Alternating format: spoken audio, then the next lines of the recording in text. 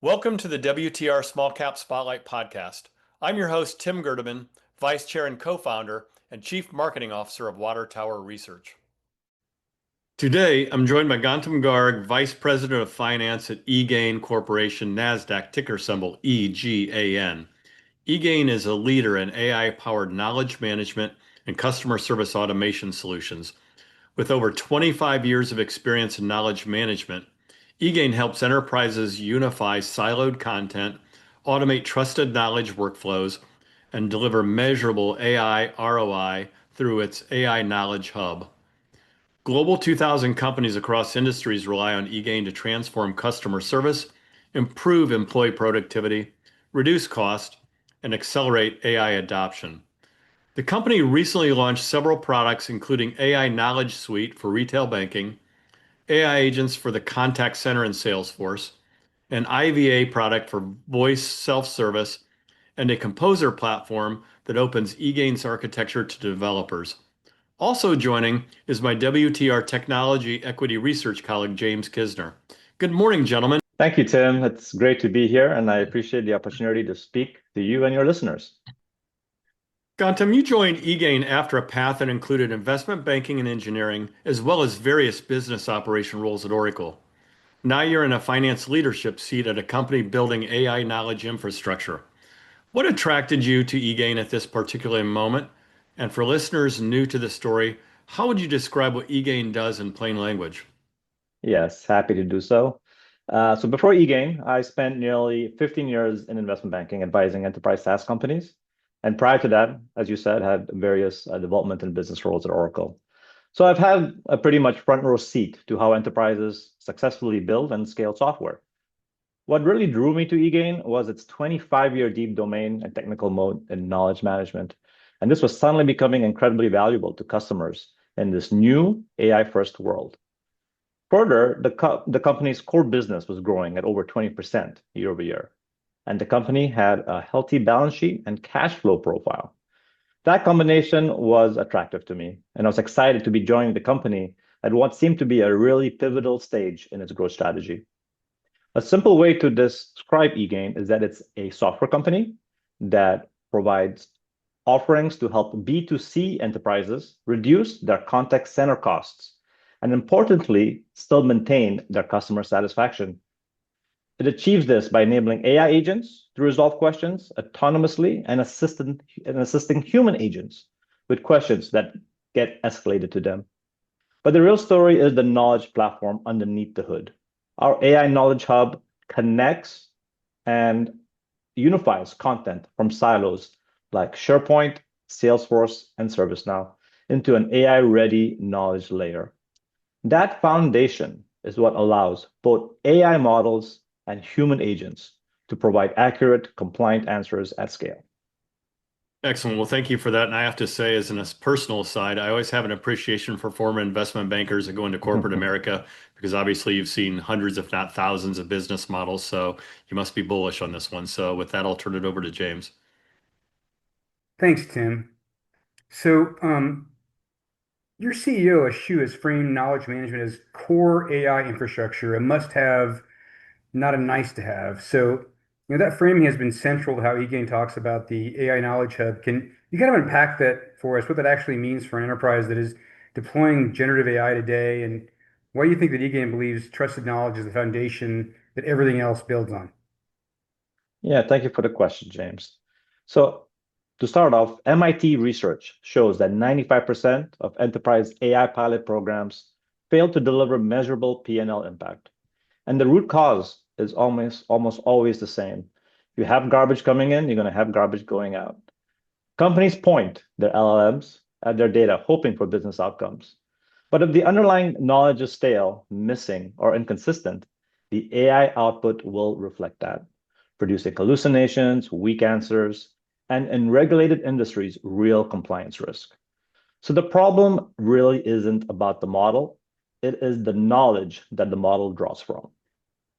And Ashu framed the infrastructure positioning really nicely at our Solve London event in May.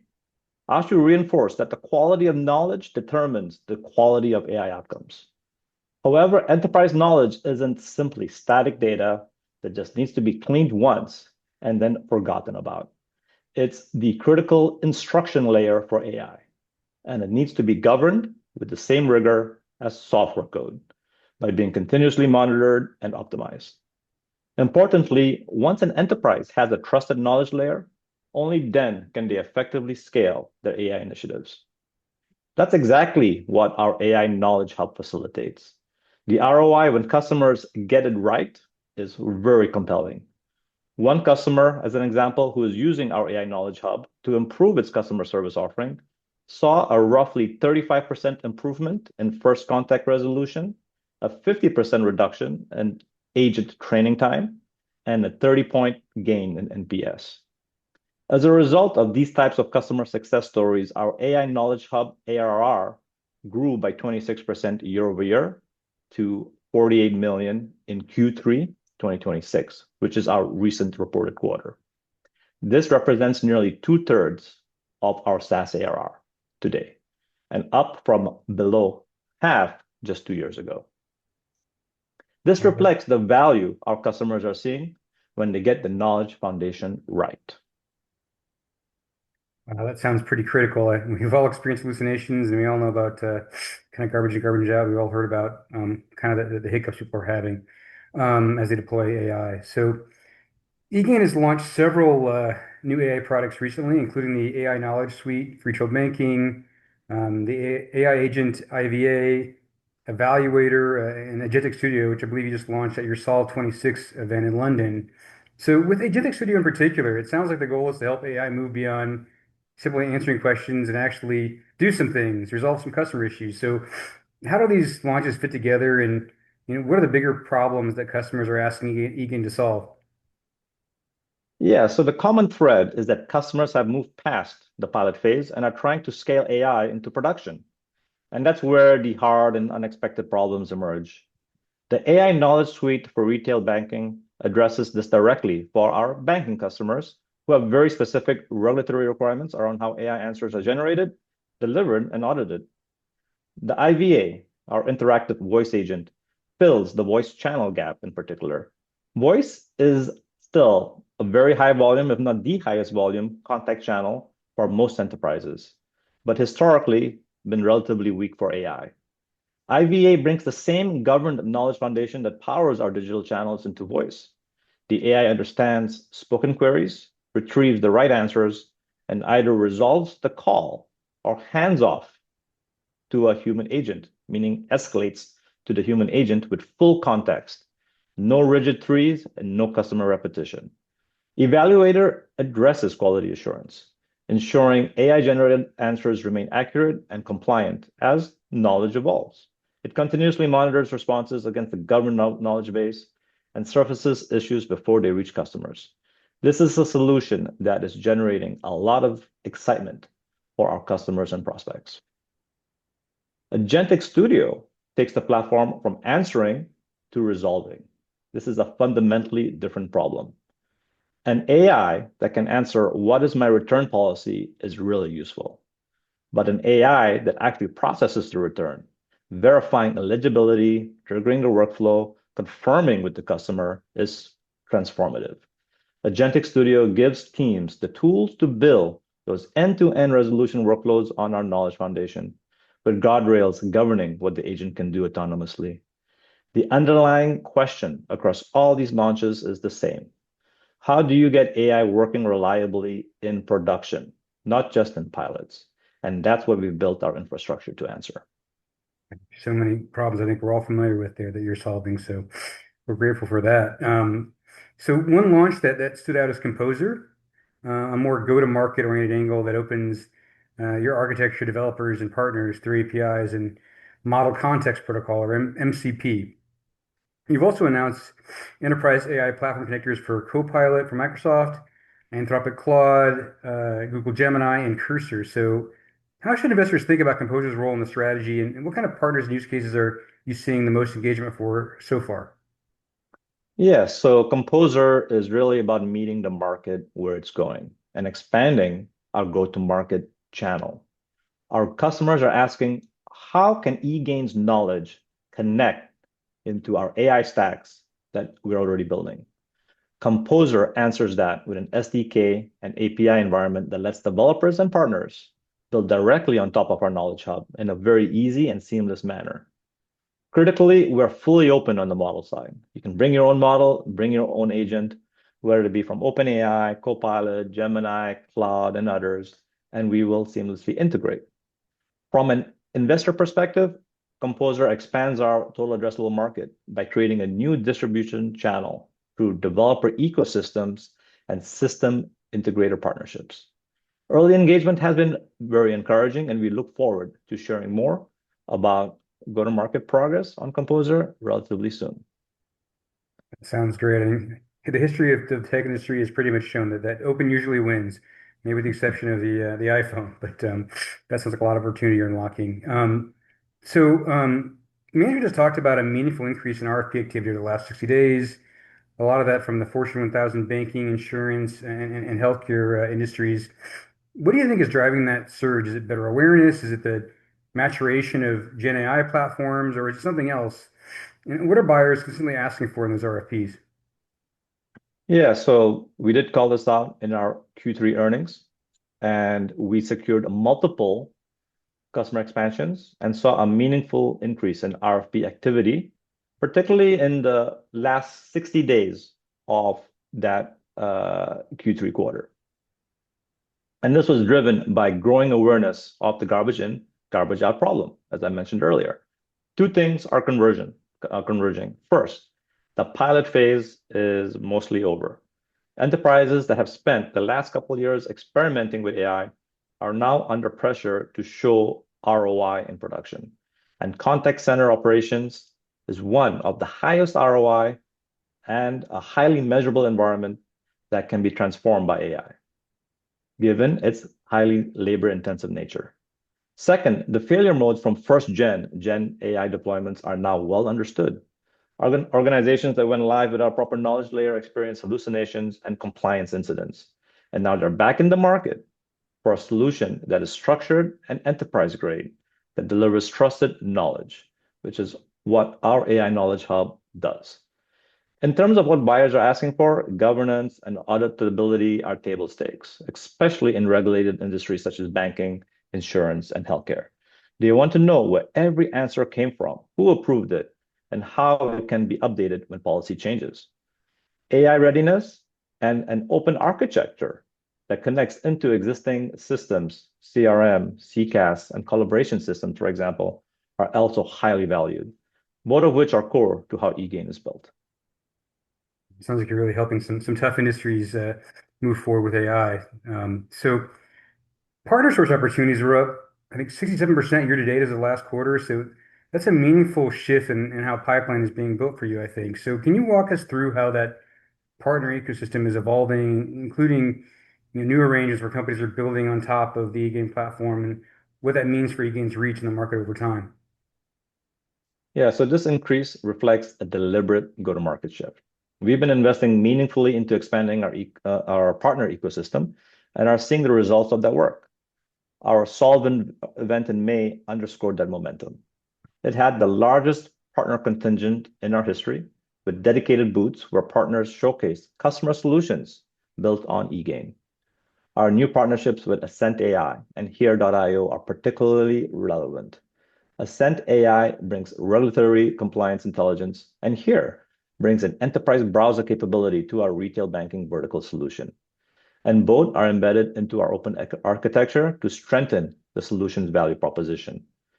We continue to invest in our partner ecosystem and develop our platform into one that can easily integrate with partners' offerings to drive pipeline and new logo opportunities. Helpful perspective. Slightly different question here. So Salesforce has been pushing its Agentforce contact center, and there's a broader question about how CRM and contact center platforms are converging. And how does eGain think about its position in a world where some of the major CRM and contact center vendors are building more native AI capabilities? And where does eGain's open architecture and knowledge specialization give the company a durable advantage? So we see Salesforce, Agentforce, and similar moves as really validation of the market opportunity, not a threat. CRM platforms build AI well within their own data domains, cases, contacts, transactions. Where they seemingly struggle is unstructured knowledge, content governance, compliance, and making such knowledge AI ready across the enterprise. Knowledge isn't static. It continually evolves alongside regulations, policies, and products, and needs to be managed as an ongoing instruction layer for AI, not a one-time cleanup event. We are hearing that a lot of Salesforce-based AI projects stall at the production stage because of content lifecycle and quality issues. That's what we solve for. We also benefit from being generally open. eGain integrates with all the major CRM, CCaaS, and AI platforms, and many other systems. So we can serve as the knowledge platform, regardless of which CRM or agent system a customer has chosen. Enterprises don't want to be locked into a single vendor's knowledge silo, and that's been a consistent advantage in competitive conversations.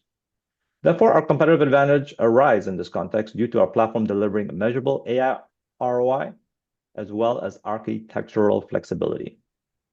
As a reference, the CIO of a $20 billion plus health insurance customer of ours expressed that his company has two foundational platforms, just two, in its AI architecture. One of them being Amazon Data Lakehouse, and the other one being eGain AI Knowledge Hub, with everything else being built on top of these two. That's really strong validation of the value that our platform brings to AI-first businesses. That's a great clarification of the dynamic there. Thank you. So, as enterprises mature their AI architectures, what use cases beyond customer service are you seeing knowledge get pulled into? HR, field service, regulatory compliance, internal developer use cases, and how is eGain showing up there? Yes, this is a really good question. This has primarily been organic pull into these new use cases. The knowledge problem is structurally similar, whether the audience is a customer, an HR employee, another employee, a field technician, or a compliance officer. And enterprises that deploy eGain for customer-facing knowledge have been asking us to extend it more into the enterprise. AHR is a common expansion use case, and typical areas would be onboarding, benefits, and policy lookups. Field service is another, as technicians need the same curated procedural knowledge that contact centers, the agents in contact centers also do in real time. Increasingly, eGain is becoming the system of record for enterprise know-how across every function, not just customer service. That sounds great. So I want to turn to a financial question for a second here. eGain has continued to show strong profitability while investing in AI products to go to market. Year to date, your operating cash flow was around 19 million at 20% margin, and management has talked about disciplined cost management alongside the shift toward a more product-led sales model. So how are you and Eric thinking about balancing reinvestment and growth while maintaining that profitability profile? So this is how we've been thinking about it. Both profitability and growth are important metrics for eGain, and the Q3 numbers reflect that. 22.5 million in revenue, which is up 7% year over year. AI knowledge ARR year over year growth of 26%, and year to date, our 9-month operating cash flow of 18.7 million, reflecting a 27% margin. We've also embraced AI tools internally across R&D and operations, which has increased our velocity of innovation. We've launched more products this fiscal year than in any period in recent history. We also ended the quarter with over 80 million in cash, or 80.5 million in cash, and no debt. So we are self-funding our product and go-to-market investments without really needing to access the capital markets. And on capital allocation, beyond organic reinvestment, we continuously evaluate share repurchases and M&A when we believe the opportunity is compelling. This is like you're walking the walk and eating your own cooking, so they say on AI internally. So good to see the results that you're driving with that. Just one more to wrap up here. So Gautam, as you wrap up, eGain has talked about being well positioned as AI knowledge moves from an early adopter phase to an early majority phase of the adoption curve. So as you look out over the next year, like what are the priorities that you and the team are most focused on? Yeah, so the numbers speak to the transition underway. AI Knowledge Hub ARR grew 26% year over year to $48 million in Q3, and now contributes 64% of total SaaS ARR, which is up from 54% the year prior. We're confident in continued strong growth for that segment, which will increasingly drive overall company performance. We plan to release full year guidance for fiscal year 2027 in our next earnings call, which will provide more color on management's growth and profitability expectations. We also continuously evaluate additional metrics to possibly disclose in our future results and guidance, which would provide more insight and transparency into our core knowledge business and other segments. Regarding near-term priorities, it's mostly business as usual for now, with the team focused on lead gen, converting our pipeline into bookings, driving renewals and expansion within the existing base, and disciplined capital management to fuel growth and shareholder value. Finally, for the benefit of your listeners who are interested in learning more about eGain, I want to mention that we have a refreshed investor presentation on our IR site. In addition, our website now posts all the recorded sessions from our Solve London event. This includes Ashu's keynote, all of the customer presentations, and sessions of our new product launches. Great. Those are some solid results that you posted, and looking forward to seeing what you guys deliver in the future. So I'll pass it back to Tim to wrap things up. Thanks, James, and thanks, Gautam, for joining us today to talk about eGain. I would mirror what James said, some very impressive gains, and you're in a super hot space, so enjoy the ride, as they say. Thank you so much. Thank you for listening, and don't forget to subscribe, as well as visiting www.watertowerresearch.com to stay up to speed on the company's small cap written research reports, podcasts, fireside chats, industry-specific symposiums, and conference schedules. We will see you next time for another edition of the WTR Small-Cap Spotlight podcast. Finally, a special thanks to the producer and editor of the podcast, Krista Fitzpatrick.